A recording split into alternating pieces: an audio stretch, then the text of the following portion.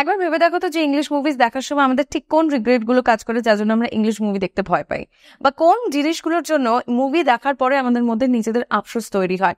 এক হচ্ছে আমরা ঠিক করে তাদের ইংলিশ বুঝতে পারি না। কেন বুঝতে পারি না? কারণ যে ফ্রেজেস গুলো ব্যবহার করে বা পার্টিকুলার যে টার্মস গুলো ব্যবহার করছে সেগুলোর সাথে আমরা কাস্টম নই। আর এটার জন্যই আসছে পরের রিগ্রেটটা, যে আমরা তাদের মতন করে ইংলিশ বলতে পারি না, আর আমরা ভাবি যে আমরা কতদিনে তাদের মতন করে ইংলিশ বলার জন্য কেপেবল হব। আজকের এই লেসনটা এটার উপরেই। আজকের এই লেসনে আমরা শিখছি এরকমই কিছু ফ্রেজেস যেগুলোর মাধ্যমে আমাদের ইংলিশও নেটিভ স্পিকারদের মতো সাউন্ড করবে। আর আজকের থেকে তোমাদের ছোট ছোট করে স্টেপ নিতে হবে, একসাথে বেশি না শিখে অল্প অল্প করে শিখবো, অ্যান্ড আমরা সেইটুকুই প্র্যাকটিস করবো, তারপরে আবার আমরা পরের স্টেপে যাব। অ্যান্ড এরকম করে যদি আমরা প্র্যাকটিস করতে পারি একটা ডিসিপ্লিনারি ওয়েতে, তাহলে কিন্তু আমরা নিজেদের ইংলিশে কনভারসেশন স্কিল খুব কম দিনের মধ্যে ইমপ্রুভ করতে পারবো। চলো তাহলে স্টার্ট করা যাক। The first phrase is bring around. Bring around মানে হলো to persuade someone to change their opinion or recover from an illness. অর্থাৎ হচ্ছে কাউকে তাদের মতামত পরিবর্তন করানোর জন্য রাজি করানো, আর নয়তো কোনো রোগ থেকে, কোনো অসুস্থতা থেকে সেরে ওঠা। কিছু এক্সাম্পল দেখি। It took some convincing, but I managed to bring him around to our point of view. তার মানে হ্যাঁ, একটু কনভিন্স করতে লেগেছিল, কিন্তু আমি শেষ অবধি আমার পয়েন্ট অফ ভিউতে তাকে রাজি করাতে পেরেছিলাম। পরেরটা দেখি। The doctors were able to bring the patient around after a few hours of treatment. তার মানে কয়েক ঘন্টা ট্রিটমেন্টের পরে ডাক্তাররা রোগীটিকে অসুস্থতা থেকে পুনরুদ্ধার করতে সক্ষম হয়েছিল। The next phrase is clear up. Clear up means to resolve or become better, often referring to a situation or weather. তার মানে হচ্ছে কোন কিছু সমাধান করা বা আরো ভালো হওয়া, কোনো সিচুয়েশনকে এটা রেফার করে বা এটা আবহাওয়াকে উল্লেখ করে। এক্সাম্পল দেখাচ্ছি। I'm sure the misunderstanding will clear up once you explain your side. এর মানে হচ্ছে আমি নিশ্চিত যে আপনি যদি একবার আপনার দিকটা ব্যাখ্যা করেন, তাহলে এই যে মিসআন্ডারস্ট্যান্ডিংটা ক্রিয়েট হয়েছে এটা সমাধান হয়ে যাবে। মানে এই মিসআন্ডারস্ট্যান্ডিংটা সমাধান হয়ে যাবে, এটা রিজলভ হয়ে যাবে। পরের এক্সাম্পলটা দেখো। The rain is expected to clear up by the afternoon. তার মানে বৃষ্টি আর হবে না, বৃষ্টি শেষ হয়ে যাবে। মানে আশা করা হচ্ছে যে বিকেলের মধ্যে আকাশ পরিষ্কার হয়ে যাবে, বৃষ্টি হবে না। এবারে দেখো পরের ফ্রেজটা কি রয়েছে। পরের ফ্রেজটা হচ্ছে do away with. Do away with এর মানে হচ্ছে two eliminate or get rid of something. তার মানে হচ্ছে কিছু দূর করা, আর নয়তো কোনো কিছু থেকে মুক্তি পাওয়া। এক্সাম্পল দেখো। They decided to do away with the old policies and implement new ones. Implement করা মানে কি? বাস্তবায়িত করা, রাইট? তো এখানে বলছে যে তারা পুরনো পলিসিগুলোকে সরিয়ে নতুন পলিসিগুলো বা নতুন নিয়মগুলোকে বাস্তবায়িত করার বা বাস্তবায়ন করার সিদ্ধান্ত নিয়েছে। পরের এক্সাম্পলটা দেখি। It's time to do away with these outdated traditions. তার মানে হচ্ছে এই পুরনো ঐতিহ্যগুলোকে, এই পুরনো ট্রেডিশনসগুলোকে দূর করার সময় এসে গেছে। পরেরটা fall back on. Fall back on মানে কি? Fall back on মানে হলো to rely on as a backup or substitute. তার মানে হচ্ছে rely on করা মানে কি? ডিপেন্ড করা, রাইট? তাহলে এর মানে হচ্ছে যে বিকল্প হিসেবে বা ব্যাকআপ হিসেবে নির্ভর করা। এক্সাম্পল দেখি। When faced with challenges, he could always fall back on his problem solving skills. তার মানে হচ্ছে যখনই সে চ্যালেঞ্জের মুখোমুখি হয়, সে তার প্রবলেম সলভিং স্কিলের ওপরে নির্ভর করে। পরেরটা। It's good to have a savings account to fall back on in times of financial crisis. তার মানে হচ্ছে যে আমাদের একটা সেভিংস অ্যাকাউন্ট খুলে রাখা দরকার, যাতে ফিনান্সিয়াল ক্রাইসিসের সময় আমরা সেটার উপর নির্ভর করতে পারি। পরেরটা গো ওভার। গো ওভার মানে হচ্ছে to review or examine something in detail. তার মানে বিস্তারিতভাবে কিছু পর্যালোচনা করা বা পরীক্ষা করা। এক্সাম্পল দেখি। Before the exam, it's important to go over your notes and textbook. তার মানে নিশ্চয়ই বোঝা গেছে এবারে যে পরীক্ষার আগে আমাদের ভালোভাবে নিজেদের নোটস আর টেক্সটবুকগুলো দেখা উচিত। পরের দেখি। Let's go over the budget to make sure everything is accounted for. তার মানে হচ্ছে সবকিছু যে হিসাব রয়েছে সেটা নিশ্চিত করার জন্য আর একবার বাজেটটা ভালো করে খতিয়ে দেখে নিই। তো কোনো কিছু ইন ডিটেইলে দেখা বা সেটাকে পর্যালোচনা করার জন্য আমরা গো ওভার ফ্রেজটা ব্যবহার করব। Next is hold of. Hold of মানে হচ্ছে টু ডিলে অর পোস্টপন, মানে কোনো কিছু বিলম্ব করা বা সেটাকে স্থগিত রাখা। এক্সাম্পল দেখি। They decided to hold off on the project until they had more information. মানে যতক্ষণে তাদের কাছে অতিরিক্ত ইনফরমেশন রয়েছে বা থাকছে ততক্ষণ পর্যন্ত তারা প্রজেক্টটা পোস্টপন করার বা তারা প্রজেক্টটাকে স্থগিত রাখার সিদ্ধান্ত নিয়েছিল। পরেরটা, can we hold of on making a decision until everyone is present. তার মানে এখানে আমি বলছি যে আমি চাইছি সবাই প্রেজেন্ট হোক, তারপর আমি ডিসিশন নিই। তো এখানে বলা হচ্ছে যে আমরা কি সবাই উপস্থিত না হওয়া পর্যন্ত ডিসিশন নেওয়াটা স্থগিত রাখতে পারি। Next phrase, rule out. Rule out মানে হচ্ছে two exclude or eliminate as a possibility, কোনো জিনিসকে বাদ দেওয়া বা সম্ভাবনা হিসেবে বাদ দেওয়া। যেরকম প্রথম এক্সাম্পলটা দেখো, after the investigation they were able to rule out foul play. তার মানে হচ্ছে তদন্তের পরে, ফাউল প্লে অর্থাৎ হচ্ছে criminal activity.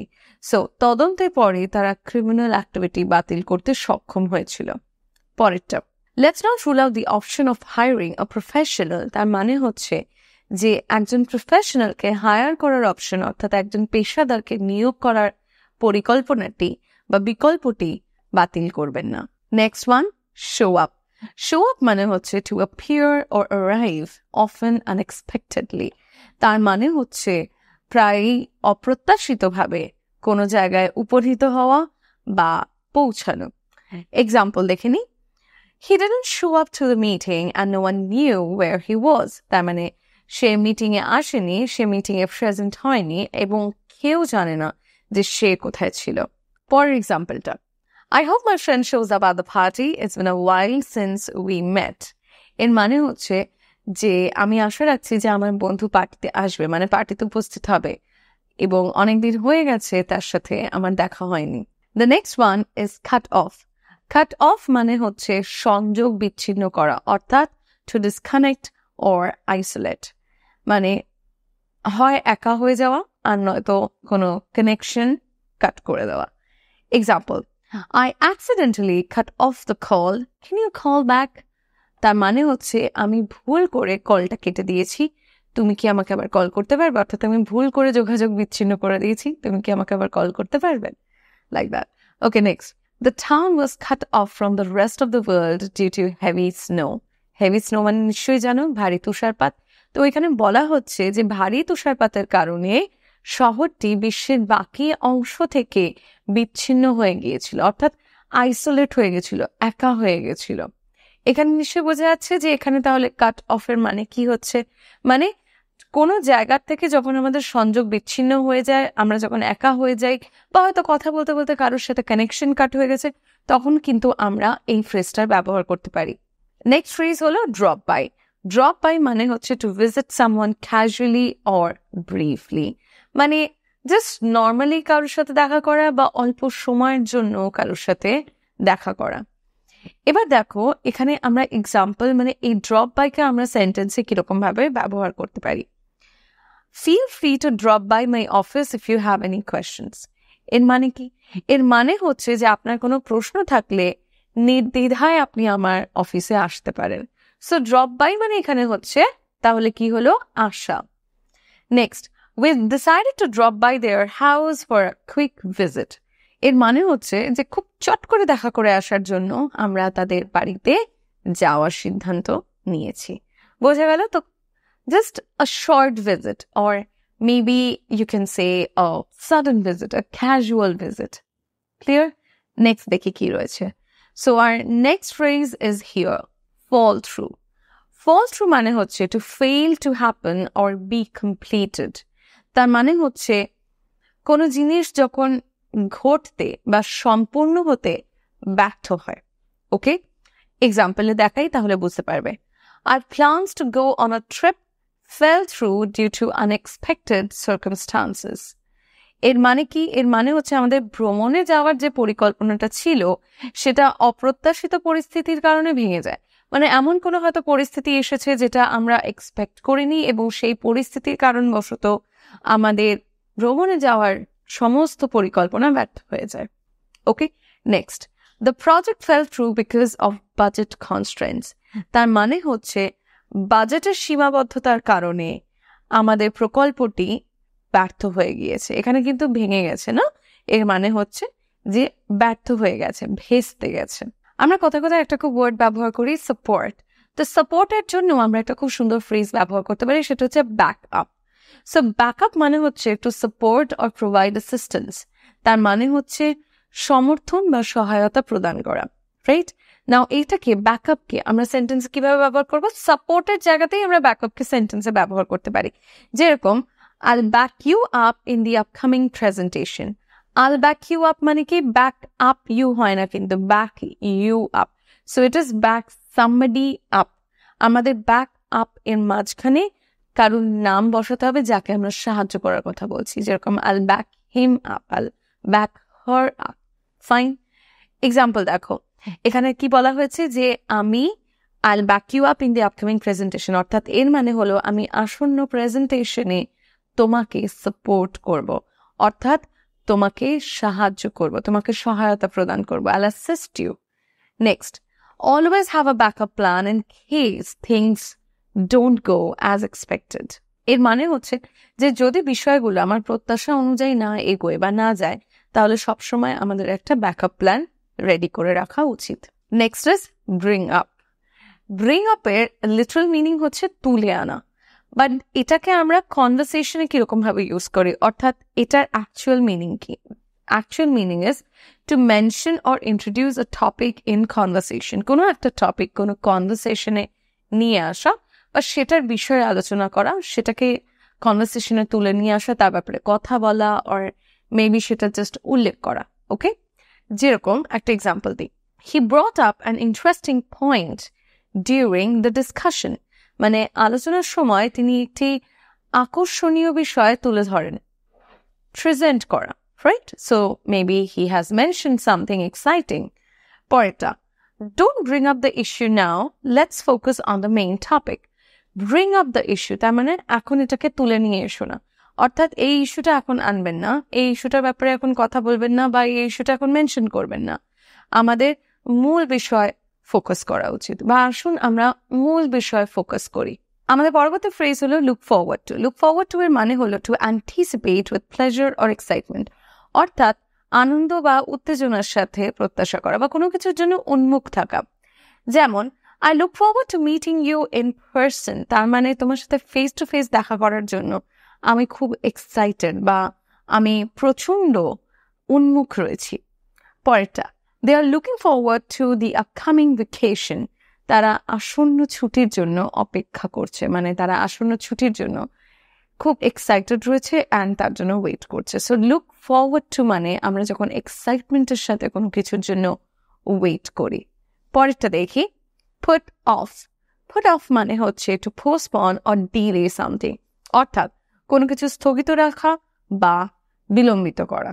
Examples, I had to put off the meeting until next week. তার মানে হচ্ছে আগামী সপ্তাহ পর্যন্ত আমাকে মিটিং স্থগিত রাখতে হয়েছিল। Next example, don't put off studying. Exams are just around the corner. Put off studying মানে পড়াশোনা বন্ধ রেখো না, পড়াশোনা স্থগিত রেখো না। তাহলে এর মানে হচ্ছে, পুরোটা আমি একবার বলে দিই, পড়াশোনা বন্ধ রেখো না, পরীক্ষা একদম দোরগোড়ায় রয়েছে, মানে পরীক্ষার সামনেই রয়েছে।